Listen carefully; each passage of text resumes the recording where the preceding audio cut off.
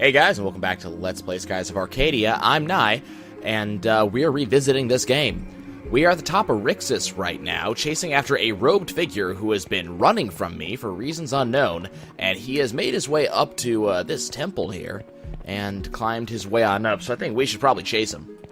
So we're going to go ahead and climb this temple all the way to the top. That's a lot of steps for us to have to be climbing up. I really kind of feel bad for Vice for all of this, and company, of course. And we make it all the way to the top. There is this bird thing, and this thing looks decidedly unpleasant, and that's sort of born through when it comes and just straight up attacks us. So this is going to be our boss for the temple. And this thing is pretty unpleasant. It is fairly large, it has a lot of hit points, and very quickly a number of AoE attacks. Now, the good news is that we're pretty much prepared for this. It looks like I did the intelligent thing, surprisingly enough, of having my characters fairly maxed out on health just before I started this fight. And this is not something I intended to do either, so I'm really glad I kind of, without thinking about it, got us set up. So we're going to go ahead and do the normal thing of getting Glyphs O' Might on everybody. This guy's going to do Circle of Panic. I'm not happy about this. Confusion reigns when this happens. And I certainly do not want Vice going and attacking other people. That is a recipe for disaster. It also means Vice, who is one of my main attackers, is just going to be absolutely unable to, help me for a short period of time. I don't know how long it's going to be. He could shake it off this turn. It could be several turns before he does so. And that's not something I'm looking forward to. So, of course, going to try to get rid of Vice's confusion in the next turn. Which, hopefully... Okay, that's not going to happen. Understood. Okay, so what I'm going to do is I'm going to do a Glyph of Speed right now, and you're going to use a Curia Crystal on Vice just to make sure he's out of it, and then Drachma's going to do a Tackle, and hopefully that will give us a good amount of damage on this thing so we can start up. Glyph of Speed is going to mean that we're going to be moving a lot faster than normal, so we should hopefully go in front of this guy, which did not happen. Damn! Looks like he's going to take Fina out for the count 2. It did not miss, so Fina's out as well. So the Curia Crystal that I was hoping to get on Vice did not land. Good news is Vice didn't get his Glyph of Might, thankfully, so he's not going to be doing a lot of damage, and then Drachma, of course, did, so he'll be able to take a lot in the way of defense. And Fina is back in action, which is good.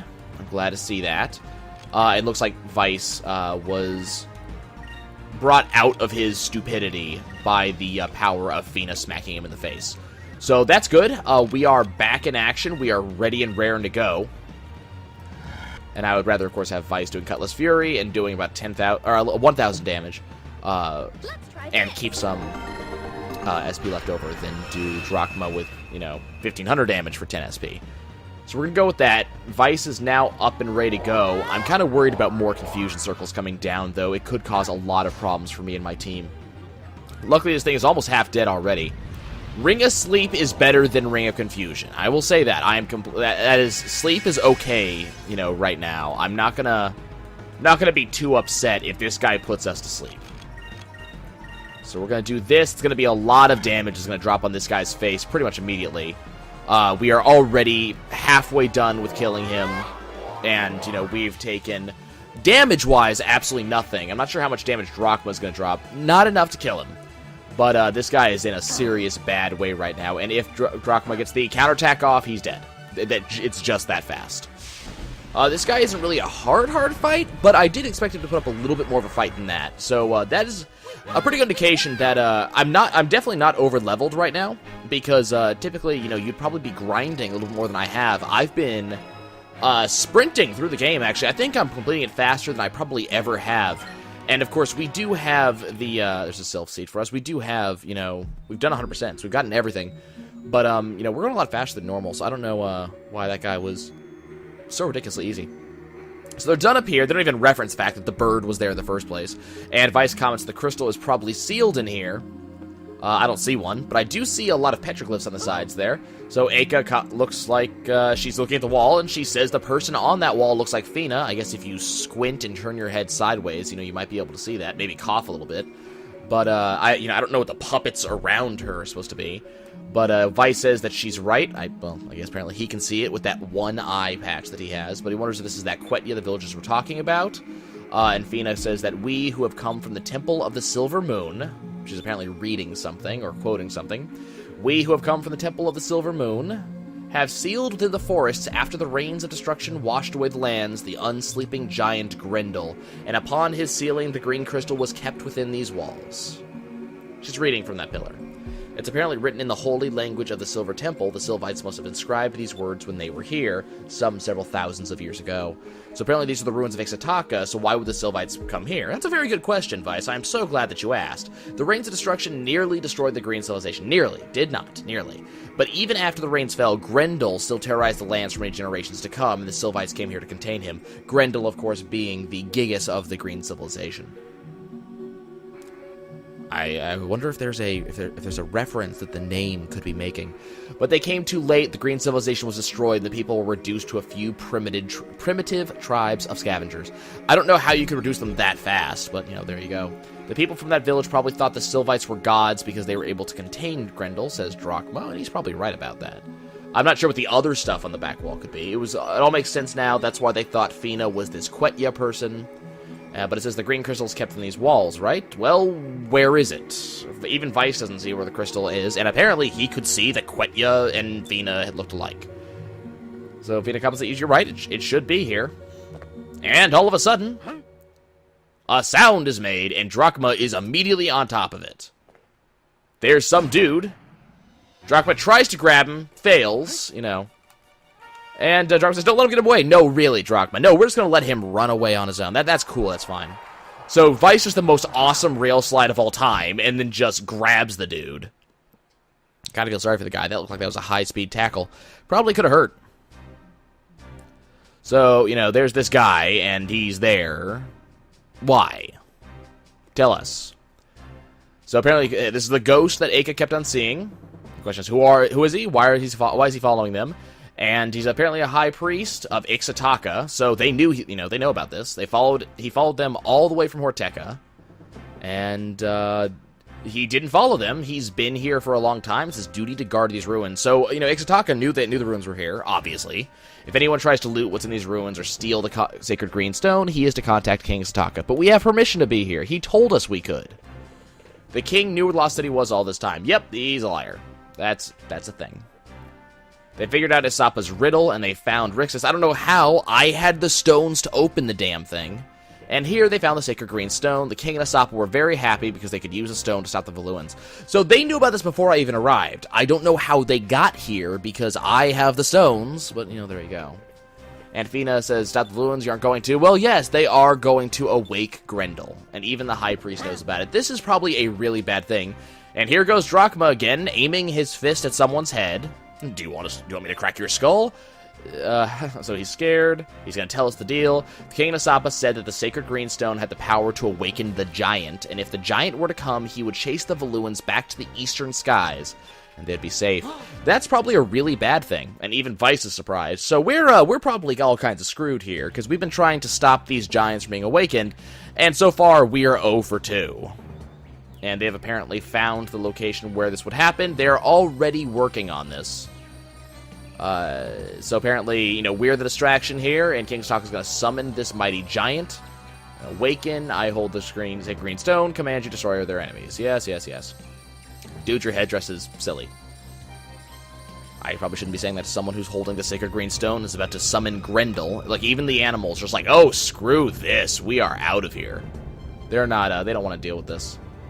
King, I would not back away from that stone. That's your input for controlling the thing. I'd have your hand on this. And Vice, please forgive us. He knows he's doing something stupid. He knows that this is a bad thing that he is about to do. But, knowing this anyways, he still summons the giant. And, we're about to have a bad time. This is not going to be a good day. So this guy is still on hands and knees, still shaking. The sky is rumbling. Bad things are about to occur. And, if they look to the side, there they can see the gigantic green beam of death that rises to the sky and tells everybody in the world radius that, nope, you should run away from this. Someone's summoning Grendel, I wonder who. And, yeah. This is bad. And, of course, I'm on top of I've got to do something about it. So there's Alfonso, apparently still First Admiral, and has a flagship. This is the Cygnus. So they, discovered what is going on. They know ahead of time. Remember, they raised, what's his name? Nope, slipped my mind already. We killed him so fast. The red Gigas, they know what's going on, so, Alphonse thinks it's going to be easy. All he has to do is take the crystal from him. And the Vice Admiral wants to know, the new Vice Admiral, notice new specifically, wants to know, and I heard that you were injured in the mines. Are you alright? Love this. I don't ever want to hear you speak of those mines again. Understand? But now he's all kinds of pissed. Look, he's holding his side. Apparently he was hurt. But he wants to head towards the light and find King Ix'ataka. That's his plan. To go directly towards Grendel, directly towards the Gigas. He's already seen the destructive power of those Gigas, but he's going to fly directly towards him. And I don't know what his plan is from there. But here comes the Gigas, rising from the ground like a sort of zombie, with a gigantic hole in his back. The design of Grendel I was always really weirded out by it, because he's got that like head shape, which is right, but the big middle missing where the torso would be is kind of, and he's thin and something's weird about it. So now his intelligence has come, and he is not exactly happy. One punch. He's like a Super Saiyan. He's like the Megaton punch there. Just knocks that thing out of the sky. And down it goes. Kaboom. Explosions everywhere. Bad stuff, just in general. And Grendel's waiting for orders, just resting there. And there's a roar from him, because he couldn't be more terrifying. Some, 1,000-foot tall monster of green strength and pissed offness is not terrifying enough. Now you make him growl. But they notice they can't get past him. The captain comments the battle hasn't even started yet. And Alphonse was already of the opinion that, why are you questioning my orders? I refuse to die in these filthy lands. All ships return to Valua at once. So they're backing off already. They know that there's no winning. You don't beat Grendel. You're not doing this. And so we're seeing from all the way over here, we can see him clearly in the distance. This guy is huge. If you don't want to know why they would wake him, do they understand that the entire Valuan armada will retaliate? You have Grendel. How are they going to win? But Vice is of the opinion that our little fishing vessel is going to beat him. Now remember, the previous one, the giant whose name I can't remember because we beat him fast enough for me not to care. I don't know what that graphical glitch was. But that guy, we didn't scratch him. We did not really beat him. We beat the guy who owned him. And unless, Vice is going to shoot the king, which might be a bad idea for future royal relationships. Unless he's going to do that, we're probably going to have a bad time. So I don't know what Vice plans to do, but, apparently he's making up as he goes along. So here comes Grendel, marching his way through, and there's the king next to him, oh yes, this is working. My ship has a gigantic nose, and I am happy. Sacred Giant, destroy their enemies, chase them from their lands forever. Can you specify who is your enemy, please? Because I would like to not be it. I don't want to be targeted.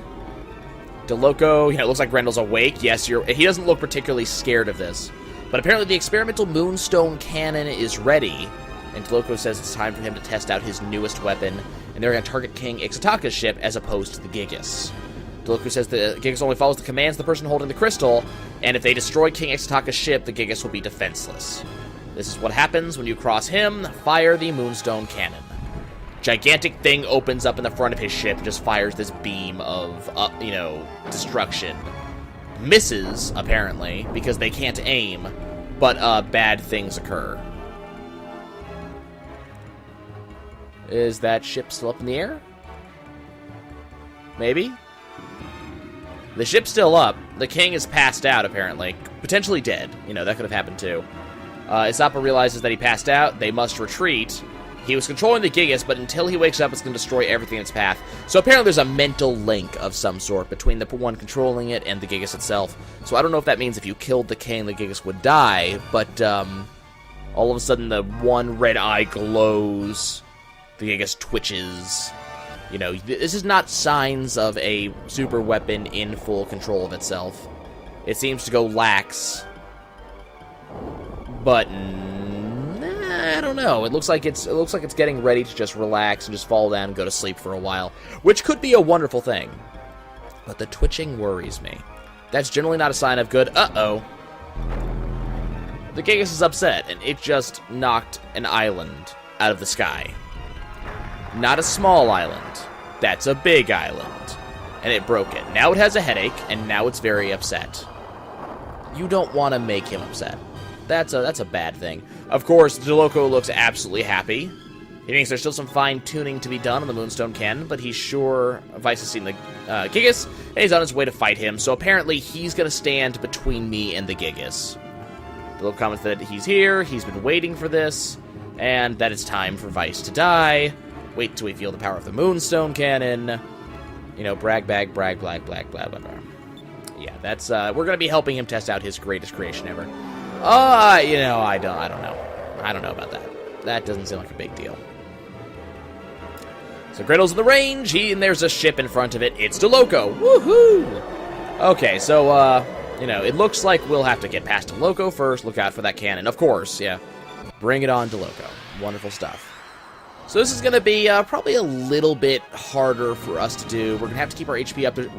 We were supposed to be able to knock him off balance last time. We can no longer do that. And he's commenting that we will learn the true power of the ever-changing Chameleon. So, yeah, we can't... he's trying to get behind them. Just make sure to watch out for that big cannon. They fired X-Taka. One hit of that, we're dead. More like 2 to 3 hits, to be honest. Oh, Little Jack is damaged. That's not good. Let's go ahead and toss a Sakurai up here. And we're going to continue... what do I want to do? What do I want to do? Okay, not sure what I want to do. Okay, this is what we're going to do. We're just going to rest up. We're just going to get a lot of focus going. He can hit me. There's no way to stop him from doing his thing. So we just have to attack him straight up. There's no secret to this one. It's just beat the guy. It's kind of annoying. So we're just going to, you know, fence with him for a while. We know that his ship does not have a lot of hit points, however, so it shouldn't be too hard to take him out just by flat-out attacking him. So for the time being, we're just going to hold up and you know, make sure that our ship has a lot of hit points, so that way we don't get one shot, because that would be bad. You know, we don't want to deal with that. So we're just going to try to conserve our SP. We're going to try to make sure our life is as full as can be, so that way when we take that hit, not if, but when we take the hit from this guy, like that we can get our HP back up and potentially be as safe as possible. So yeah, we should hopefully get some good stuff.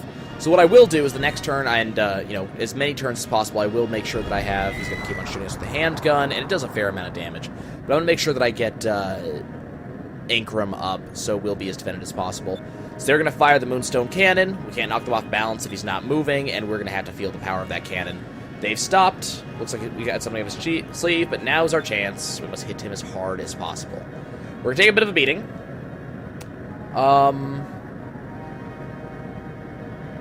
Yeah, we're going to go ahead and attack him. Okay, so this is what we're going to do. We're going to toss Ankrum up. That's going to keep us fairly safe. Then we're going to go ahead and we're going to heal. And we're going to have Fina fire a G-type cannon, and then he is going to defend. And that should leave us a lot of power. So remember, if you didn't see, the Harpoon Cannon will fire next turn. So we're going to anchor him up to make sure that we're ready for that when that happens. That way I am prepared to actually fire on this guy. And then I will also heal up, and I will also fire a shot just to get as much damage off as I can this turn, because I can't really do much. I really can't. My HP will be at full when he fires, so I will take a lot of damage. But because my HP is at full and because I'll be defending, plus Ankrum to give me the defense, I should survive it. I don't really have any doubt of that. And then I'll be prepared next turn to fire off an Ankrumed up, you know, stuff. Only dealt 2,000 damage. That's nothing. So it doesn't look like I doubt the Harpoon Cannon's going to kill him in one turn, but I will have a couple of turns to work on him after that. So that's what we're going to work on. Just waiting for it to happen. He's going to fire it very soon, as we pass in front of him, which should be, like, right now. So we're going to pass right in front of him, but we're taking evasive action. I don't know how that works. I don't. I have no idea.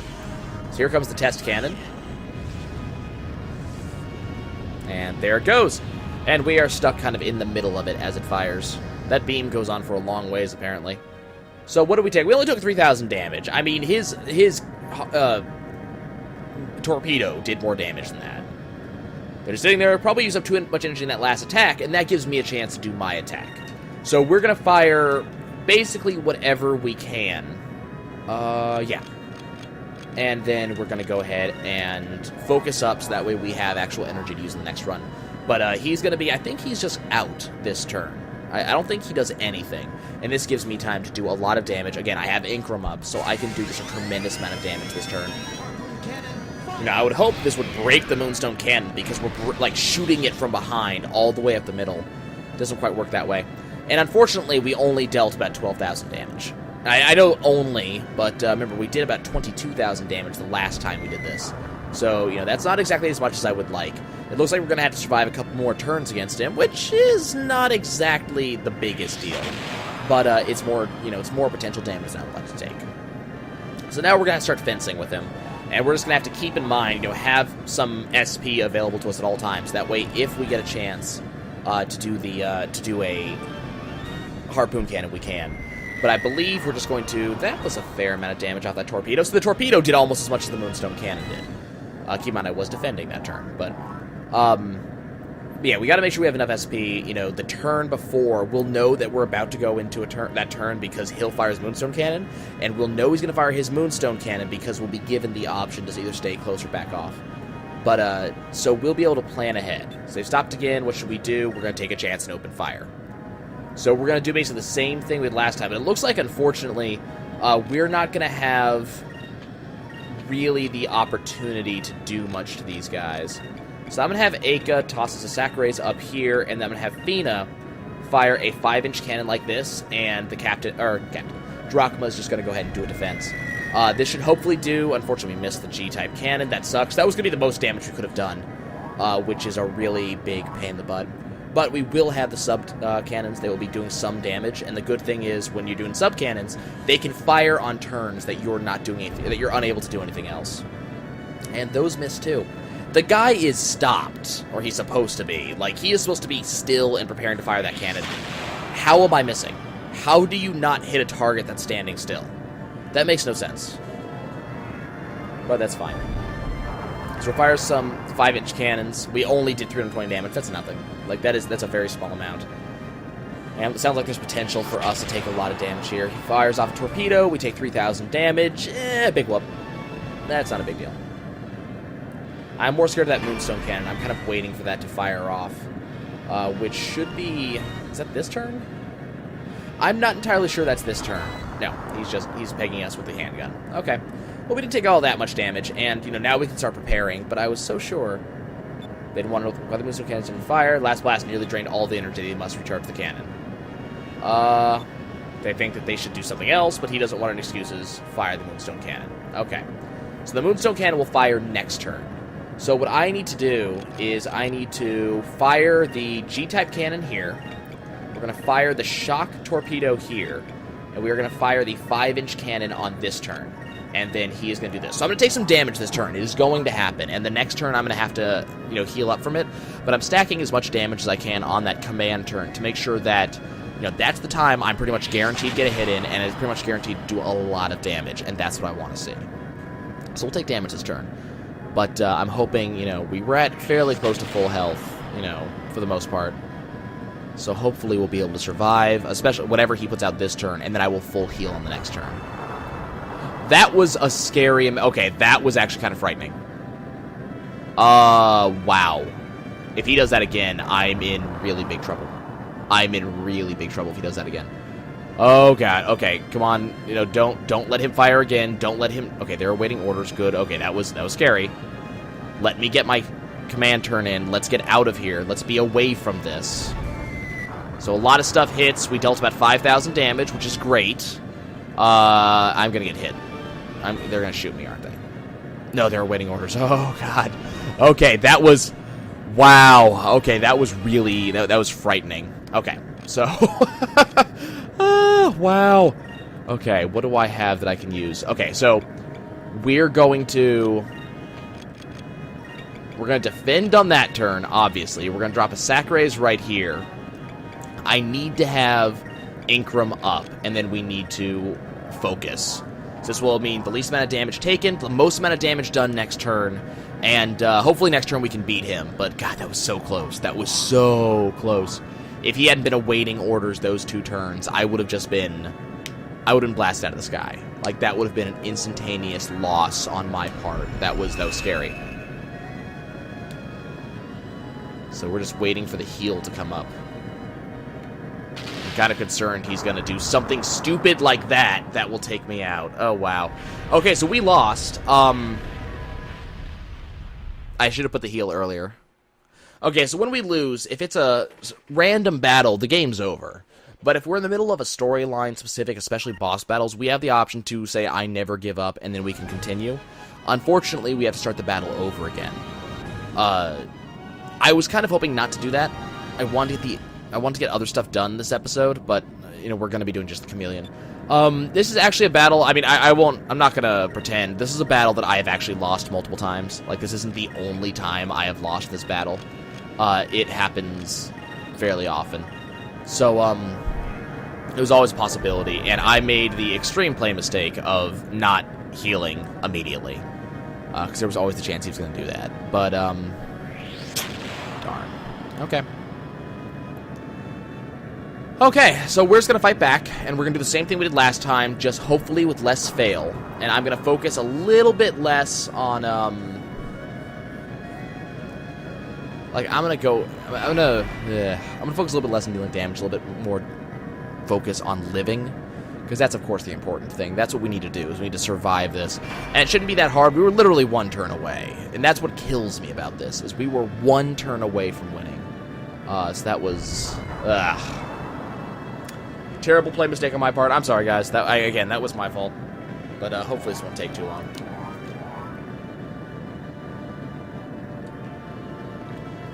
Okay. So we are just waiting for this to go. We're just waiting for the turns to pass. That handgun of his is doing some tremendous amounts of damage. I really gotta watch out for that. So he wants to fire the Moonstone Cannon. Stuff is gonna happen. I am gonna take a chance and open fire. Because that gives me a chance to fire off the Harpoon Cannon next time. So we're going to do the same thing we did last time, which is pop an Incrum, pop a heal, and then focus and defend.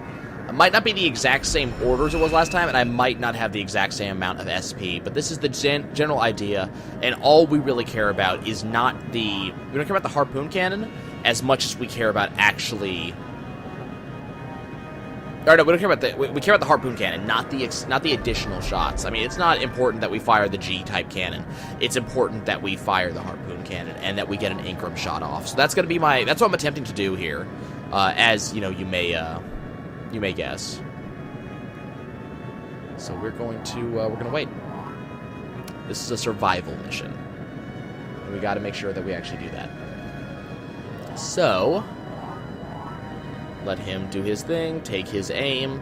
I do like that when it comes to ship battles, he's not just focusing. He's actually taking aim and doing stuff like that, because it makes the game feel a little bit more, yeah, it makes the game feel a little bit more thing, you know, a little bit more interesting that he actually has to take aim rather than just focusing up. So we'll take a lot of damage. Hopefully not too much. Again, you know, we defended that turn. We did some evasive maneuvers. Even less than last time, so 3,000 damage. So we took even less than last time. So that's good. Okay, so now we have a chance to actually fire. I actually have more. Okay. Well, you're going to toss a shock torpedo out to land on that turn. And, yeah, that's what we're going to do. And then you're going to do this. So I might take a little bit of damage here, but... I'm going to do as much damage as I possibly can. So apparently, you know, I did things slightly better this time than I did last time. So here comes the Harpoon Cannon. It's probably only going to deal about 12,000 damage, though. I don't know if the ship stuff can crit. I don't know if the critical hit's a possibility when you do ship stuff.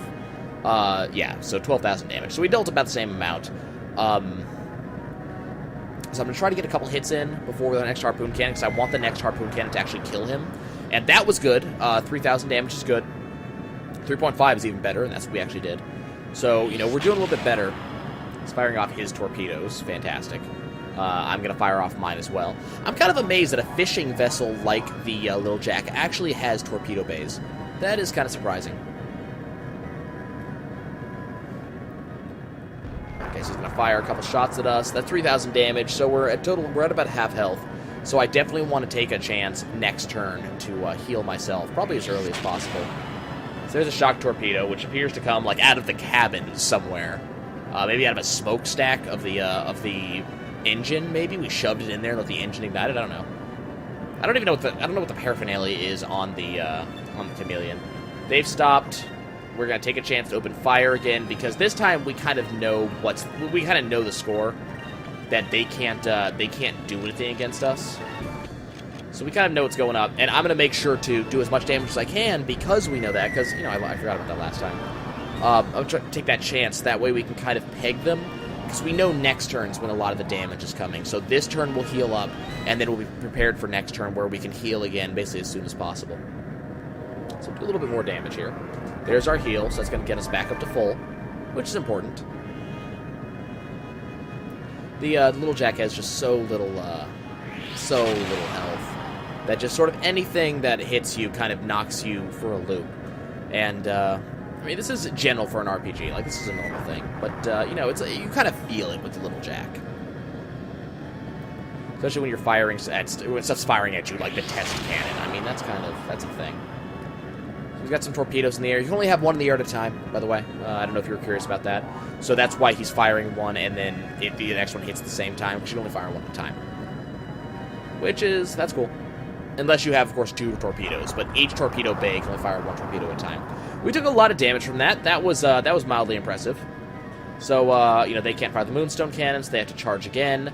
So next turn's going to be their big day. So I'm going to make sure that we are... we're going to go ahead and prepare there. We're going to drop a heal on this one. And I think the best bet is for us to just defend for this turn. Make sure that we have a lot of health going into the next turn. So we're just going to casually wait.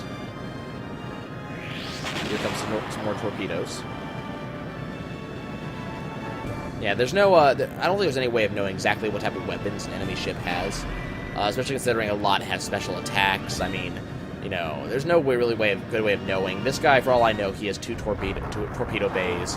He has his handgun. He has... I think he has sub-cannons as well. Which would be 4 weapons. I mean, that would be the 4 weapons plus the Moonstone cannon, or whatever it is. So, the test cannon. So there's a possibility that could be what's going on. So he might have 2 torpedoes, which would make sense, because he does drop 2 torpedoes at once, apparently. So that's always a thing. That's a strategy I could use. If I wanted to, instead of using 2 main cannons, I could use 2 sub-cannons, 1 main cannon and a torpedo, or some mix. I just prefer to have 2 main cannons, because they do a little bit more damage, and if you're trying to alpha strike, you know, it's a possibility. Or, well, absolutely twice in 1 turn. You can't really fire 2 main cannons in the same turn.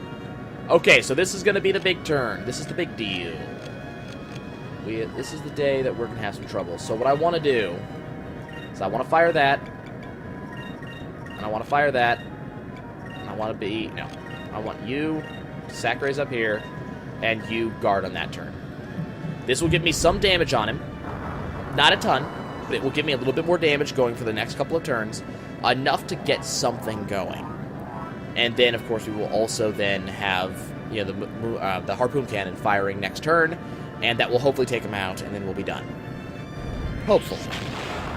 Bad stuff could always happen. Unfortunately, this 5-inch cannon is just doing jack all. It really is. It's doing absolutely nothing.